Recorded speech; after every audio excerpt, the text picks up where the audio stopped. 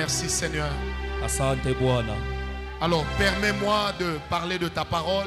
Niruhusu nisemeze kuhusu neno lako. S'il te plaît, papa. Au nom de Jésus, amen. Amen. Prenez avec moi le psaume 84, versets 4 et 5, ou 6 et 5 selon d'autres versions. Je salue la présence de Dieu. J'avais dit, lorsque la saison d'un homme change, Nilisema wakati ya mtu inabadilika, le Seigneur l'amène à arriver dans un lieu Bwana anamupeleka kufika mahali mwa fulani qu'on appelle la présence de Dieu. yenye naitwa uwapo wa Mungu. Le Seigneur l'amène à rencontrer quelqu'un Mungu anamsukuma kupatana na mtu dans le lieu de la présence de Dieu. pali ya uwapo wa Mungu, Et cette personne spirituelle na ule mtu wa kiroho n'est autre que le Saint-Esprit ou Dieu lui-même. inakuwa mpaka Roho Mtakatifu wala Mungu mwenyewe. Alors c'est pourquoi même quand nous parlons de la présence de Dieu, Ndio maana hataka tunasemezea uwapo demain wa on va Mungu, beaucoup travailler en cela.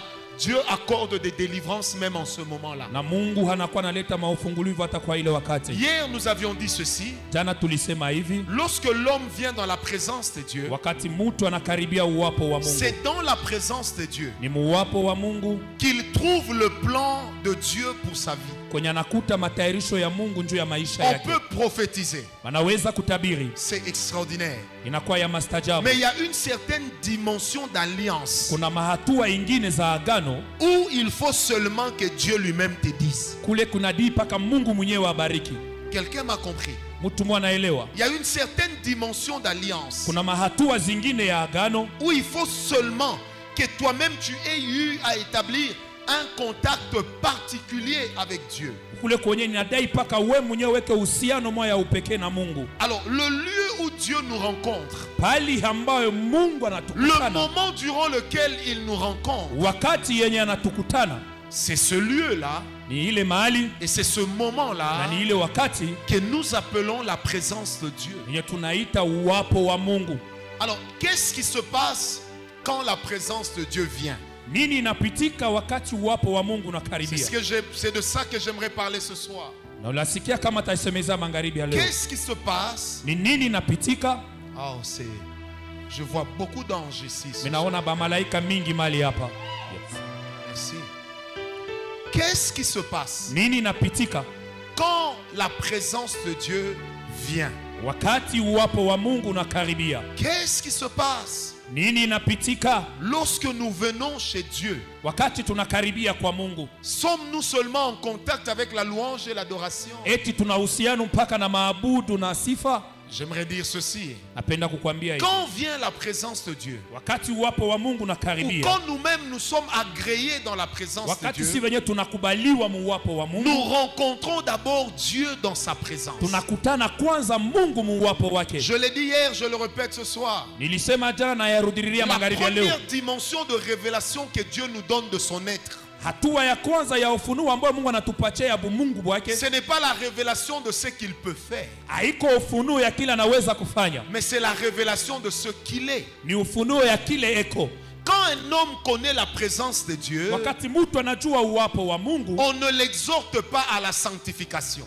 abamsubutishake kuutakaso, Parce que la sainteté, kwani utakaso c'est la plus grande révélation que Dieu donne de lui à l'homme. ni ufunuo kubwa ambayo Mungu analeta juu yake kwa mtu. La sainteté représente le point de départ, Utakaso inaonyesha nukta ya kuanzisha mais aussi le point de chute. na inamaanisha tena nukta ya kumalizia.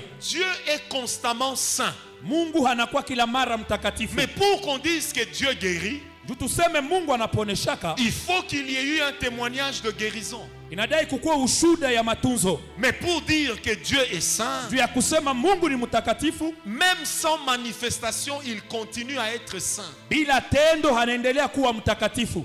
Parce que la sainteté de Dieu, Kwani utakaso wa Mungu, même la conscience de l'homme hata dhamiri ya mtu lui parle sur ça. inamsemeza kuhusu hayo. Quand l'homme pêche, Wakati mtu anatenda quelque dhambi, chose lui dit tu as mal agi. kuna kitu kinamwambia unatenda mbaya. C'est la loi de la conscience. Hayo ni sheria ya udhamiri. Pourquoi est-ce que Dieu le donne à l'homme? Juu ya nini Mungu anasema na nafsi? Afin que l'homme comprenne Juu que pour entrer dans certaines dimensions avec Dieu, ya kuingia mwa hatua ingine na Mungu, il faut s'armer de sainteté. inadai uwe na utakaso. Est-ce que quelqu'un est avec moi? Mtu mmoja yuko pamoja Ça, c'est nami. la première des choses qui Hayo arrive. ndio nukta ya kwanza. Qu'est-ce qui arrive encore? Ni nini inafika tena? Lisons d'abord la Bible. Tusome kwanza Biblia. Psaume 84, 4 à 5, la Bible dit: heureux ceux qui habitent ta maison, ils peuvent te célébrer encore. Heureux ceux qui placent en toi leur appui, ils trouvent dans leur cœur des chemins tout tracés. Moi j'aime ça. Heureux ceux qui habitent ta maison. Heri wale wanakaa mu nyumba yako. Ils peuvent te célébrer encore. Banaweza kukusherekea tena. Genèse 32, versets 28 et 29. Genèse 32, versets 28 à 29. La Bible dit, il dit encore: ton nom ne sera plus Jacob, mais tu seras appelé Israël, car tu as lutté avec Dieu et avec des hommes, et tu as été vainqueur. Jacob l'interrogea en disant: fais-moi, je te prie, connaître ton nom. Il répondit: pourquoi demandes-tu mon nom? Il le bénit là. Ensuite, il s'en alla. Est-ce qu'on peut acclamer la parole de Dieu? Eti unaweza kushangilia neno la Mungu. Amen. Jacob rencontre le Seigneur. Yakobo anakutana na Bwana. Le ciel s'ouvre. Mbingu inafunguka. Les anges montent, ils descendent. Malaika banapanda na kushuka. À un moment, Jacob est en train de lutter avec quelqu'un. Wakati moja Yakobo anakuwa anagombana na mtu. La nuit arrive. Usiku unakaribia. Le jour arrive. Mchana inakaribia. L'homme dit à Jacob: na ule mtu anasema na Yakobo, les gens ne doivent pas me voir. Batu hawadai kuniona. Laisse-moi partir. Uniache niende. Jacob dit: je ne te laisserai pas partir. Yakobo anasema sitakuacha uende. Pasteur, il y a des dimensions dans la présence de Dieu kuna mahatua muwapo wa Mungu dans lesquelles on n'entrera jamais avec les autres, kwenye hawezi kuingia kamwe na wengine, mais dans lesquelles Dieu ne nous introduira que lorsque nous serons seuls. na wakati Mungu atatukutana wakati tutakuwa Parce sisi wenyewe. que certaines dimensions dans la présence de Dieu, Kuna mahatua wengine muwapo wa nous Mungu, faisons des rencontres avec Dieu tunafanya maukutano na Mungu qui nous amènent à constater qui nous sommes et comment Dieu nous voit. inatupeleka mkuona kile tuiko na gisi gani Et Mungu c'est là anatuona. que l'homme est avec son Dieu. Ni kule mtu anakuwa na Et Mungu il wake, n'a pas besoin de témoins. hahitaji hata mshuhuda moja. Est-ce que quelqu'un me comprend? Kuna mtu mwana nielewa. L'ange lui dit: Malaika mais anamwambia, le jour arrive, mchana inakaribia, laisse-moi partir. uniache niende. Mais pourquoi a-t-il peur du jour, Juu ya nini anaogopa mchana? alors que la Bible dit de lui qu'il est la lumière du monde? Na japo Biblia inasema yeye ni mwangaza wa dunia. Il n'a pas peur de la lumière du jour, Asiongope mwangaza ya mchana. mais il a peur, Anaoga ou il ne veut pas, wanyashipendi que les gens qui ne doivent pas avoir part à cette visitation batu benye abaweza kusherekea kwa ile kupeguliwa soient présents. bakuyepo. Wow. Wow. Arrêtons de dire tout le temps: allons prier, va seul. Acha kusema kila wakati twende tuombe, twende tukaombe. Wende we moya. Parce qu'il y a des rencontres avec Dieu Kwani kuna mapatano na Mungu que tu ne peux faire que là où tu es seul. unaweza kuyaishi ni mpaka unakuwa we mwenyewe. Parce que certaines choses dans la présence de Dieu Kuna vitu vingine muwapo wa Mungu sont comme une folie. inakuwa kama ubazimu. Comment tu vas expliquer à quelqu'un Namna gani unaweza kufasilia kwa mtu? que j'ai eu une révélation, Nilipata ufunuo, un homme bleu m'est apparu? mtu wa bleu ananyonekanikia. On dira: ah, les gens qui voient des visions disent que Dieu apparaît comme blanc, mais pas comme un blanc. Na watu wanaona maonyo, Mungu anaonekana kama mweupe, hapana kama mzungu. Mais vous savez, il y a des choses Unajua kuna vitu dans la présence de Dieu, uwapo wa Mungu ça prendra du temps à ton intelligence pour faire le update. itabeba muda kwa akili yako njoo ya kuyavumbula mzuri. Il y a des lieux dans la présence de Dieu. Kuna mahali muwapo wa C'est Mungu. comme ça que dans Exode 24, Ndio pale mkutoka 24 l'Éternel dit à Moïse: wa milele anasema na Musa, prends Aaron, chukua Haruni, prends les anciens, beba na wazee, allez sur la montagne, endeni pa mulima, mais toi seul arriveras au sommet. we mwenyewe utafika kule juu. La Bible dit: la nuée de l'Éternel est descendue sur la Biblia montagne. inasema umate wa Mungu Elle ikashuka a kule recouvert la kumulima montagne. ikafinika mulima. Bien, oh, j'aime Dieu, j'aime la Napenda parole. Mungu, napenda neno. Bien aimé, quand la nuée recouvre la montagne, Wakati wingu inafinika mulima, Moïse seul est au sommet. Musa peke yake tu alikuwa kule juu. Les autres s'arrêtent à un niveau Wengine wanashimama pali mwa et le fulani peuple est autour de la montagne. na taifa ilikuwa pembeni ya mulima. Un ministère qui n'a pas de secret n'a pas Dieu. Huduma ambayo haina na siri haiko na Mungu. Et là où il n'y a pas de secret, il n'y a pas d'alliance. Kwenye hakuna siri hakuna agano. Ce sont les alliances Inakuwa ni maagano qui rendent l'homme incontournable. inafanya mtu akuwe wa uwezaji. Parce que les alliances Kwani maagano sont un domaine de partenariat entre l'homme et Dieu. inakuwa hatua ya mapatano kati ya mtu na Et Mungu. on n'y entre que par la porte de la présence de Na Dieu. tunaingia kama mpaka kumulango ya uwapo wa Nous Mungu. retournons dans cette histoire. Tunarudia muhii mambo. L'ange lutte avec Jacob. Malaika anagombana na Yakobo. À la fin, Jacob lui pose la question. Na kumwisho Yakobo anamuuliza, Mais quel est ton nom? jina yako ni nani? Il dit, mais pourquoi me demandes-tu mon nom? Juu ya nini wewe unaniuliza jina? C'est un peu comme s'il voulait dire à Jacob, Ina kama inataka kumwambia mais Yakobo, je viens de te révéler mon nom. mimi nakuwa mkukuonesha jina yako. Mais comment tu le demandes encore? Juu ya nini tena unaniuliza hiyo? Oh, pendant qu'ils sont en train de lutter, Wakati balikuwa nagombana, le seul nom qui est cité, jina moja ambayo ilitaiwa c'est celui d'Israël ilikuwa ni ya Israeli. et non celui de Dieu. Haiko ile ya Mungu. Je vais vous dire ce que vous allez aimer. Napenda kukwambia kile Quand nous utapenda. venons dans la présence de Dieu, Wakati tunakuwa muwapo wa le Mungu, nom par lequel Dieu nous appelle, jina ambayo Mungu en anatuitia réalité cache le potentiel de ce que lui-même va révéler au travers de nous. inaficha mauwezaji ambayo Mungu ataonesha kupitia C'est wewe. pourquoi Dieu ne vient pas à l'homme en lui disant je suis Jéhovah Jireh, Jéhovah Rapha, Jéhovah Nissi, Jéhovah Chicken. Non! Ashikwe kwa mtu anasema niko Jehova Jireh, Jehova Le Nisi, nom Jehova par Chicken. lequel Dieu m'appelle, Jina ambayo Mungu c'est le ananitia. nom dans lequel il se révèle. Jumwa ile jina anajionesha. Quand Dieu dit à Jacob, Wakati Mungu anamwambia et on Yakobo, t'appellera Israël, batakuita tu Israeli, as vaincu les hommes, wewe ulishinda watu, tu as vaincu Dieu. unamshinda naye Mais Mungu. qu'est-ce qu'il veut dire à Jacob? Alipenda kumwambia nini En Yakobo? réalité, toi Jacob, Kwa ukweli wewe Yakobo, devant les hommes mbele ya et watu devant le monde spirituel, na mbele ya ulimwengu wa moi kiroho, Elohim, mie je Elohim me cacherai en toi. tajificha Je ndani te mwako, donnerai la force qu'il faut takupatia nguvu pour na que tu stahili puisses vaincre les ennemis terrestres et les ennemis spirituels. juu ushinde maadui babulongo na maadui bakiroho. Alors, pourquoi veux-tu connaître mon nom? Juu ya nini unapenda kujua jina yangu? Mon nom se cache Jina yangu inajificha dans le nom par lequel moi-même Dieu j'étais appelé. mujina ambayo mie Mungu nilikuita. Remarquez, Dieu ne dit pas à Jacob, Mungu ashimwambia Yakobo, va dire aux gens de t'appeler Israël. wende ukambie batu bakuita Israeli. Mais il dit désormais, Setangia leo on t'appellera Israël. batakuita Mais Israeli. lisez la Bible. Musome On a Biblia. continué à appeler Jacob, Jacob. Banaendelea kumwita Yakobo Yakobo. Et quand il bénit ses fils, Wakati anabariki batoto il yake, dit parole de Jacob.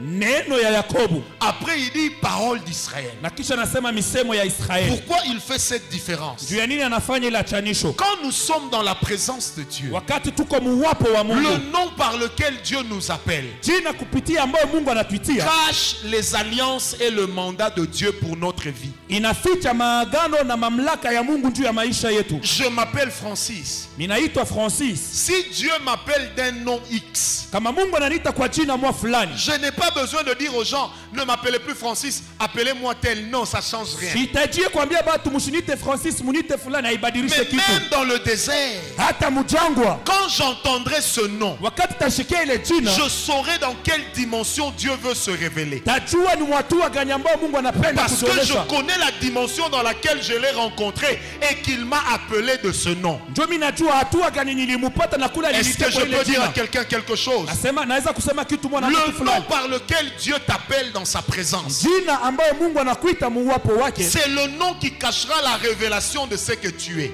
ni jina inaficha ufunuo ya kile wiko. Mais quand vient la présence de Dieu, Wakati uwapo wa Mungu il y unakaribia, a un nom par lequel Dieu peut t'appeler. kuna jina ambayo Mungu anaweza kukuita. Mais il y a aussi un nom par lequel lui-même peut se révéler. Kuna jina ambayo kwenye mwenyewe anaweza kujionesha. La Bible dit le jour où Abraham a rencontré Melchisedec, nous sommes dans Genèse 14. Biblia inasema siku ambayo Ibrahimu alikutana na Melchisedek, Lorsqu'il a béni Melchisedec, wakati alimubariki la Melchisedek, Bible dit Melchisedec l'a béni au nom de El Elyon. na Biblia inasema Melchisedek alimuita kwa jina ya El Elyon. 2 versets après, Mashairi mbili kisha Abraham commence à employer le terme El Elyon.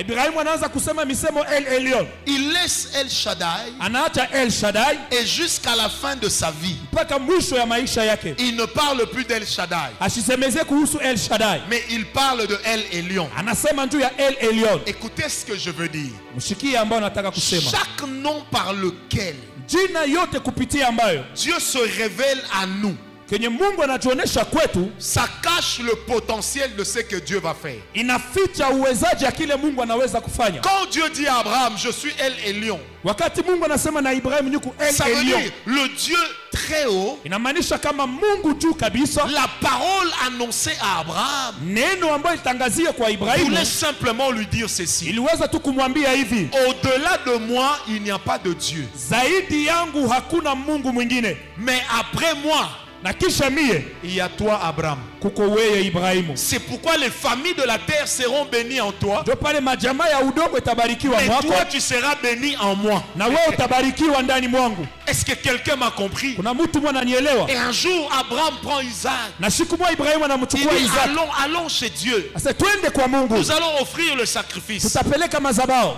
Le fils lui dit, papa, Mtoto anamwambia baba, je vois les bûches. minaona michi, Je vois de quoi faire le feu. minaona cha kuhakisha nayo Je moto, ne vois pas le sacrifice. misione sadaka. Abraham regarde l'enfant. Ibrahimu anamwangalia mtoto, Il lui dit, Isaac, anamwambia Isaac, sur la montagne. pamulima, J'aimerais paraphraser. napenda kusemulula, Sur les lieux très hauts.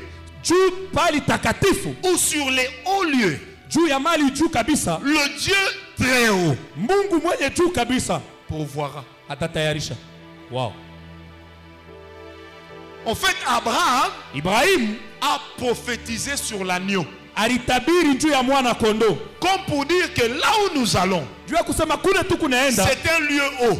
ni fashi ya juu. Mais quand nous serons arrivés, Wakati utafika hapo, le Dieu très haut Mungu mwenye juu kabisa viendra à notre rencontre. atakuya kukupatana na shie, Il trouvera la solution à cette affaire.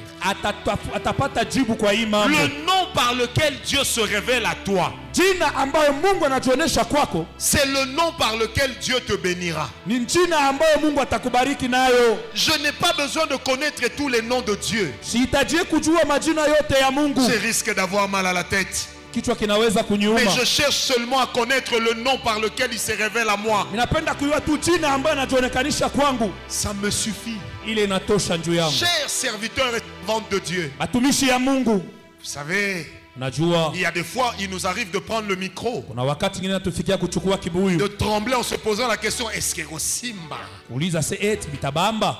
Moi, j'ai arrêté de me poser cette question. Mimi shakuacha kuuliza ile Pour mambo 2 raisons. juu ya sababu J'ai mbili. la foi en la présence de Dieu. Niko na imani muwapo wa Mais la Mungu, deuxième raison, na sababu ya c'est que pili, même quand je fais mes gestes, hata kama mimi nafanya j'attends d'entendre le nom par lequel il va se révéler. niko na Naola la rarawana. ninashunga kusikia jina ya Mungu Si latajifunulia Dieu talala mpaka me pale. dit, je suis le Dieu tout-puissant, Kama nasema ni Mungu mwenye uwezo, frère, c'est suffisant.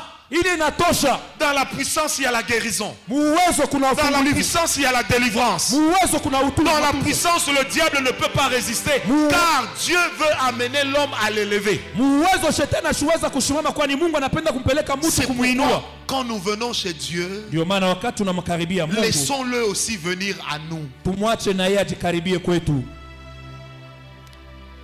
Quel est le nom par lequel il se révèle? Ni jina gani ambayo Mungu anajionyesha? Quel est le nom par lequel il t'appelle? Ni jina gani ambayo Mungu anakuita? J'aimerais dire quelque chose qui me monte dans mon esprit. Napenda kusema kitu ambacho kinapanda moyo yangu. Vous savez, il peut arriver Inaweza kufika que Dieu vous appelle ya kama Mungu anakuita du nom d'un homme qui n'existe plus, jina ya mtu mwenye ashika lake ko tena, du nom d'un homme qui est mort.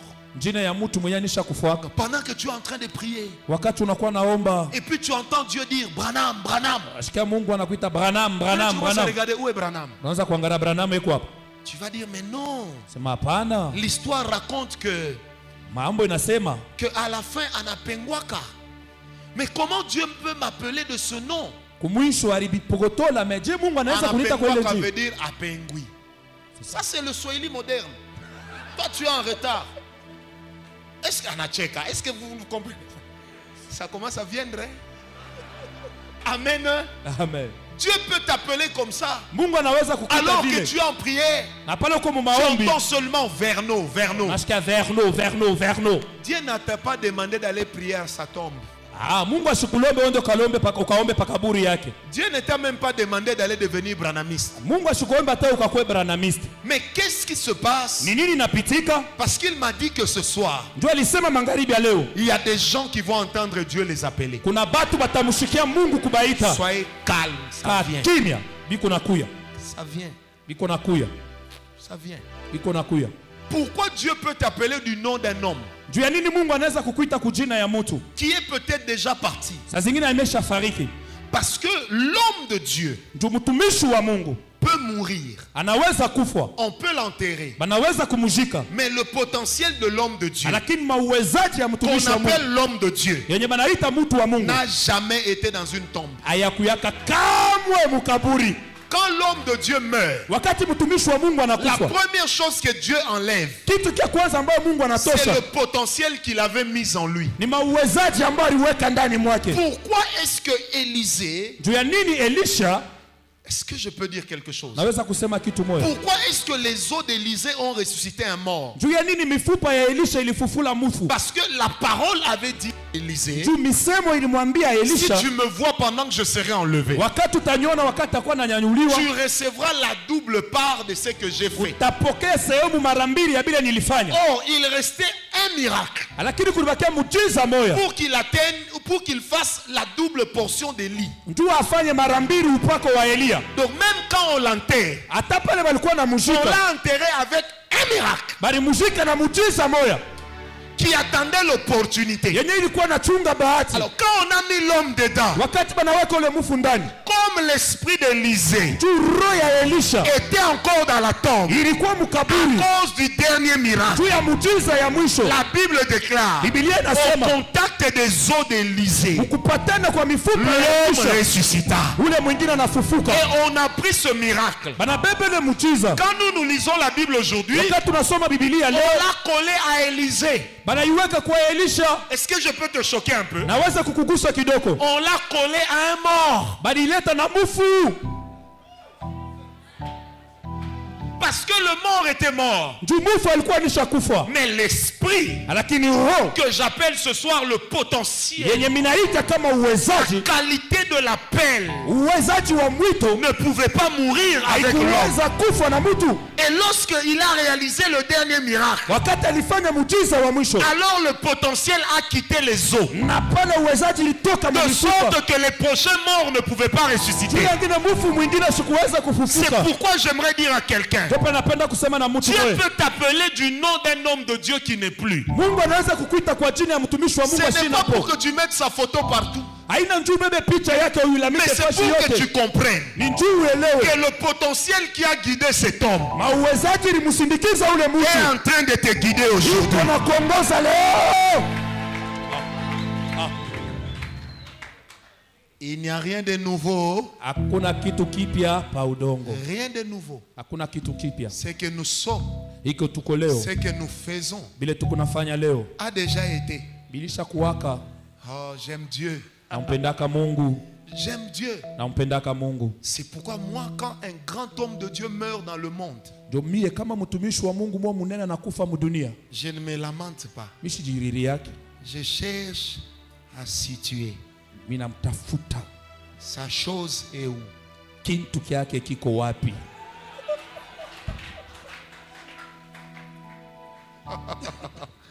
C'est étrange, hein? Nakuwa ya kigeni ya. Mais c'est ça la vérité. Hayo ndio ukweli. C'est pourquoi aujourd'hui encore, Ndio maana leo tena Dieu élève des hommes. Mungu anainua watu, Il les équipe anawapatia vifaa à la manière de Paul, munamna ya Paulo, à la manière de Pierre, munamna ya Petro, à la manière de Silas, munamna ya Silas, à la manière de David. munamna ya Daudi. Ça veut simplement dire ceci, Inamaanisha tu hivi, que c'est cette onction que eux avaient eue, ni ile upako ambayo wao walipokea, qu'aujourd'hui le Seigneur a déposé dans cet homme-là. ni ile Mungu anaweka leo mwa ule mtu. Est-ce que quelqu'un me comprend? Mtu mwana nielewa. Moi, j'ai appris les dons spirituels comment? Mimi nilijifunza mazawadi ya kiroje. Je dormais la nuit. Nilikuwa nalala bushiku. J'ai rêvé de Kenneth Hagin qui est venu me dire assieds-toi, prends un cahier. Na nimulota Kenneth Hagin na kwa kunyambia ikana L'esprit chukua m'a buku. envoyé t'enseigner. Na roho inanituma nikufundishe. Et il m'a dit toi et moi nous sommes pareils. C'est mimi na wewe tuko pamoja. Frère, il a commencé à me dire le don ici c'est comme ça. Le don Naomba ici. sasa hii iko hivi, Quand je me suis réveillé, wakati mimi nalamuka. ça fait 21 ans. Inakuwa miaka 12 Je na n'ai moja. jamais oublié cet enseignement. Sitasahau sababu kama ile mafundisho. Et la première fois que j'ai suivi un service de Kenneth Hagin Mara kwanza nilifuata kazi ya Kenneth Hagin. à la télé, je suis Kutivi, tombé nilianguka et je me suis retrouvé dans cette réunion-là. na nilijikuta mwa ile makutano. Et il était en train, pendant que lui travaillait, Wakati yeye alikuwa anatumika, c'est moi qui travaillais à sa place. ni mimi ndio nilikuwa natumika pafashi. Quand je me suis réveillé, Wakati nikaamuka, il m'a possédé. j'ai possédé la chose. J'ai compris Nilielewa ce qui a fait la gloire de cet homme. ile ilifanya utukufu ya ule mtu. C'était le ministère de l'esprit. Ilikuwa ni huduma wa roho. Moi, je ne cherche pas 10 choses. Mimi sitafutake vitu Je vikumi. cherche seulement la chose des personnes qui m'ont inspiré. Ndio mimi natafutaka paka kitu ya batu ambao balinyongoza. Je ne peux pas tout faire dans la vie. Sitafanyaka byote mu maisha. Mais j'ai au moins une onction qui peut faire certaines choses avec précision. Niko na upako ambao inaweza kufanya vitu vingine na Alors ce ukamilifu. soir, j'aimerais dire à quelqu'un, Magharibi leo napenda kuambia mtu moya. il y a un potentiel quelque part. Kuna uwezaji mwa fashi fulani. Oh Dieu. Il y a un potentiel quelque Kuna part. uwezaji mwa fashi fulani. Il y a des gens que Dieu va bénir Kuna batu ambao Mungu atabariki d'une manière particulière. namna ya upekee. Il y a des gens que Dieu va introduire Kuna batu ambao Mungu ataingiza dans un couloir de grâce nchi ya particulier. moya neema ya upekee. Mais pourquoi il va le faire? Juu ya nini atayafanya? S'il y en a qui sont partis, Kama wale walishaenda, la grâce n'est pas partie. neema ikuenda nao. Wow. Est-ce que je peux te choquer un peu? Naweza kukugusa kidogo. L'avantage avec ceux qui viennent après, Faida na wale wanakuwa kisha, c'est qu'ils ont le temps d'apprendre des erreurs de ceux qui étaient là avant. beko na wakati ya kujifunza makosa ya bale balikuwa hapo mbele. Ça veut dire qu'ils ont toujours la capacité de faire mieux. Beko na uwezaji ya kufanya zaidi yao. Il y a quelqu'un que Dieu a appelé Catherine Kuhlman. Kuna mtu mmoja ambao Mungu aliita Catherine Kuhlman. Tu es ici. Huko hapa, Je t'ai vu. mimi nakuona. Mais ça ne veut pas dire que tu mourras comme elle.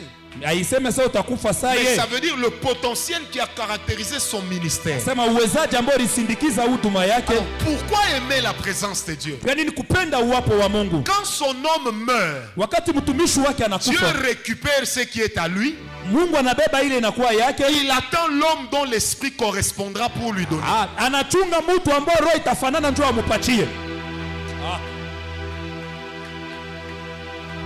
J'aime Dieu. Nampendaka Mungu. C'est comme ça qu'il vient vers Josué. Ndio vile anakuwa kwa Yoshua. Il lui dit, Josué, Anasema Yoshua, mon serviteur vraiment c'est Moïse. mtumishi wangu mie ni Musa. Toi Josué, Wewe Yoshua, en tout cas je ne te connais pas. wewe mishukuyua, Mais si tu veux réussir, kama unaweza kuweza, fais ce que mon serviteur t'a enseigné. fanya bile mtumishi wangu alikufundisha, Alors tu auras du succès. na pale utapata kavumu. Que ce livre de la loi. Hii kitabu ya sheria, Mais qui a écrit ce livre de la nani loi? aliandika ile kitabu ya sheria? Mon Moïse, serviteur. mtumishi wangu. Maintenant, pourquoi Josué va réussir? Juu ya nini Yoshua ataweza? Parce que l'esprit de Moïse, Juu roho ya Musa, on a enterré Moïse sur la montagne. balimujika Musa pa mulima. Mais l'esprit de Moïse n'est pas resté sur la montagne. Roho ya Musa ikubakie pa mulima. Quand Josué se souvenait d'un enseignement que Moïse lui avait donné, Wakati Yoshua alikumbuka mafundisho ya Musa, l'esprit qui avait accompagné Moïse en ce moment-là venait sur Josué. roho ilimusindikiza Musa ilikuwa nakuwa pa Yoshua. Et Josué réussissait. Na Yoshua alikuwa anaweza. Oh, j'aimerais dire à quelqu'un ce soir, Napenda kusema na mtu mwa magharibi là où leo. Dieu t'amène, Kwenye Mungu anakupeleka, quelqu'un a été là avant toi. mtu mwa alikuwa hapo mbele yako. Wow. Le potentiel Uwezaji va descendre ce soir. itashuka magharibi ya leo. Dieu va équiper des ministères et des serviteurs. Mungu atapatia bifaa mahuduma na watumishi. Tu es en train de peiner pourquoi? Wewe uko nateswa juu ya nini? Tu es un homme nouveau, Uko mtu mpya, mais cherche ce qui est ancien. tafuta bile biko vya zamani.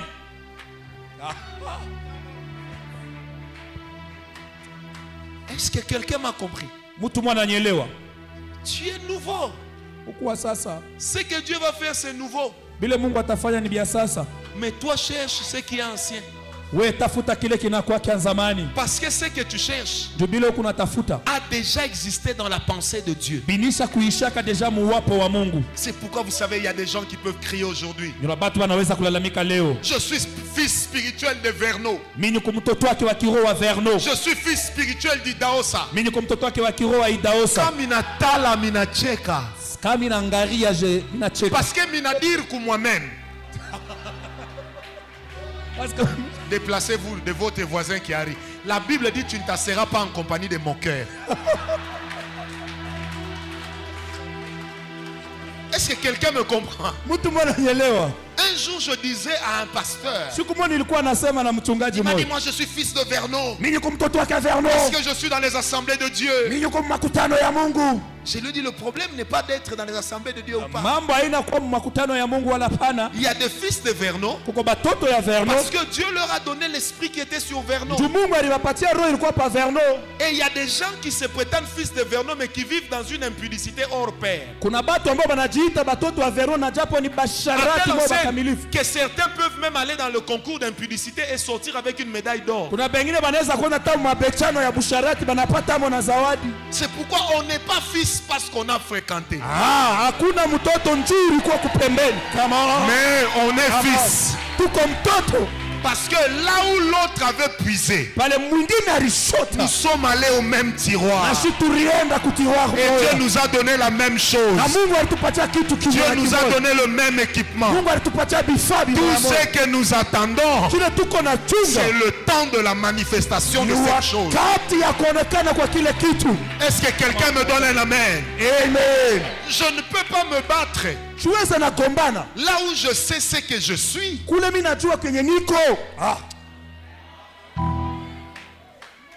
Un jour, quelqu'un m'a dit, Francis, est-ce que toi tu peux prêcher avec Bénin? Francis, J'ai cherché dans mon répertoire des gens à qui je ressemble. Je ne l'ai pas trouvé. Alors j'ai dit au gars, mon dame tosana nengena et Simba.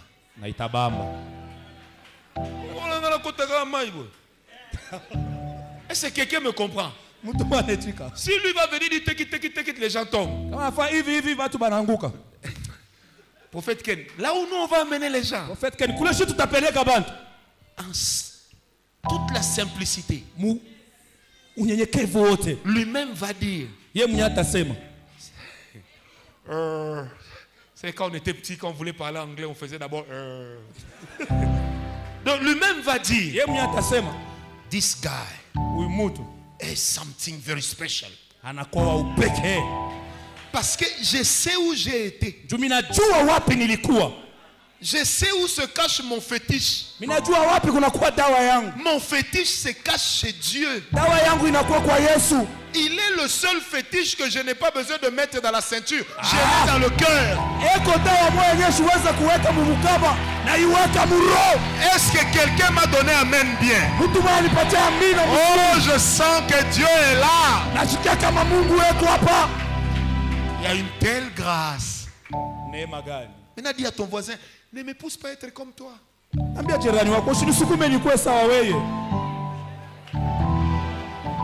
Parmi les choses qui font que je respecte Papa Réussite,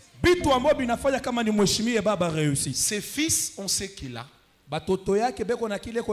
mais ils ne sont pas comme lui. C'est ça un père. Ce n'est pas de faire des photocopies. Parce que quand tu fais la photocopie, la photocopie de la photocopie commence à se dégrader. La photocopie de la photocopie un jour va donner une feuille blanche.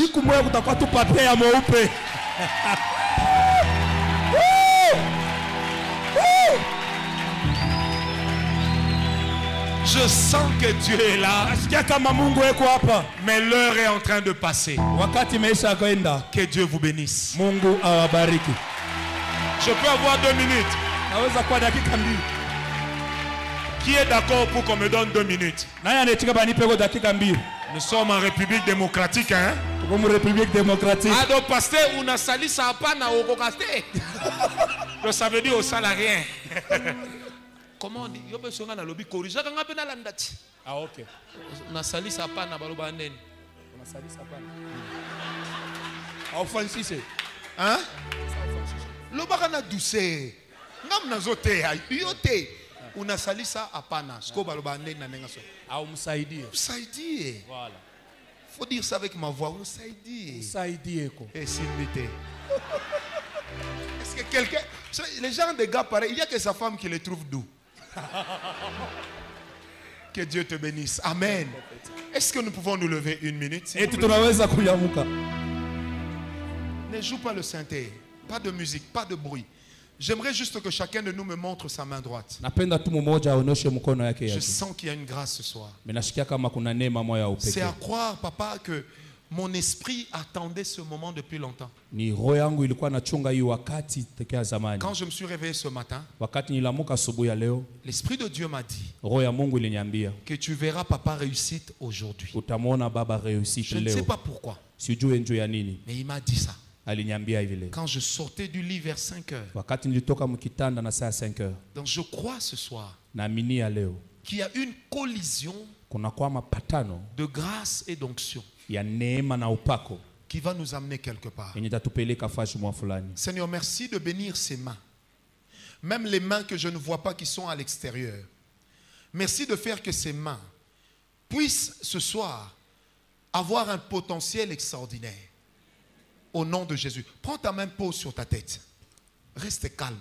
Il y a des gens qui vont entendre audiblement, on va les appeler. Kuna mtu mwa atashikia sauti itamuita. Peu importe le nom par lequel on t'appellera, toi dis seulement oui. Même si tu es dehors, crie oui. Ingawa njina yote batakuita sema ndio, hata kama uko nje Parce sema qu'il y a ndio. 28 personnes qui vont dire oui. Kwani kuna batu 28 ambao batasema ndio. Père, je te prie ce soir. Et tu m'avais dit que tu allais le faire. Moi, tu m'as jamais menti. Ta parole est toujours vraie, car tu es le Dieu fidèle. Ces gens que tu es en train d'appeler, j'ai entendu une voix, 2 voix, 3 voix, 4 voix, 5 voix, 6 voix, 7 voix. Il y a 21 voix que j'attendrai encore. Seigneur, tu es en train de les appeler à un ministère de puissance et de gloire. C'est ce que tu m'as dit. Je crois que nous sommes vers les 10. Vous tous que Dieu a appelés, si vous le pouvez, venez ici devant pour qu'on vous compte. Même si vous êtes dehors, protocole, aidez-les à venir ici devant. Ils sont au nombre de 28. Faites vite. Soyez calmes. J'aimerais seulement entendre des gens dire oui parce que Dieu les a appelés. Il ne m'a jamais menti. Seigneur, où sont-ils? Si tu peux venir de toi-même parce qu'on t'a appelé, viens. Si tu ne le peux pas, le protocole va t'aider à venir. 1, 2, 3, 4, 5, 6, 7. Il reste 21. 8. Il reste 20 personnes.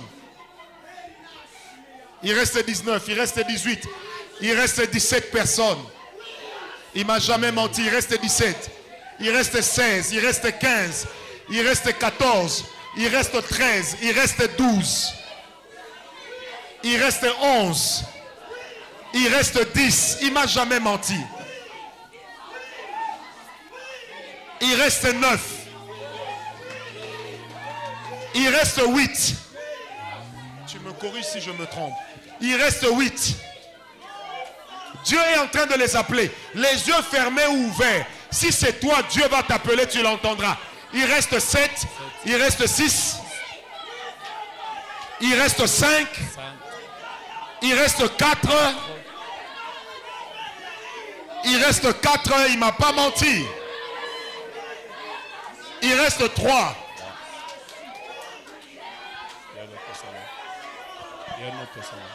Il reste 2. Il ne m'a jamais menti. Il reste 2. Il est en train de les appeler audiblement. Audiblement. Audiblement. Il reste 1. Audiblement. Oh Père, je te prie pour toutes ces personnes. Que ce que tu m'as dit s'accomplisse dans leur vie. Qu'ils aient une révélation particulière de la puissance et de la gloire de Dieu. Attendez. Vous qui êtes restés à vos places, soyez calmes. Allez, enlevez encore la main de la tête. Montrez-la moi. Ok.